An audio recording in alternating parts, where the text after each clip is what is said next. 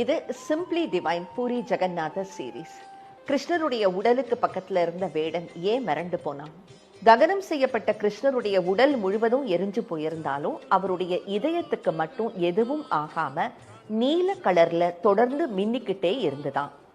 ஏற்கனவே கிருஷ்ணருடைய முடிவுக்கு நாம காரணமாயிட்டோம். மின்னிக்கிட்டு இருக்கிற இந்த பொருளால ஏதாவது பிரச்சனை வந்துடுமோன்னு பயந்து போற அந்த வேடன் அந்த இதயத்தை ஒரு தாருபிரம்ம கட்டையில வச்சு கட்டி கடல்ல மிதக்க விட்டுட்டு போயிடுறான். பூரி நகரத்துல இந்திரதுய்மன்கிற அரசன் இருந்தான். அவனுடைய கனவில் வரும் கிருஷ்ணர், கடற்கரையில ஒரு குறிப்பிட்ட இடத்துல நீ போய் நில்லு, அங்க ஒரு தாருபிரம்ம கட்டை கரை ஒதுங்கும், அதை எடுத்துட்டு வந்து சிலை வடித்து கோயில் கட்டுன்னு சொல்றாரு.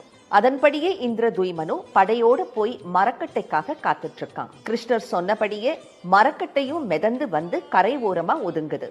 பயபக்தியோடு அது அரண்மனை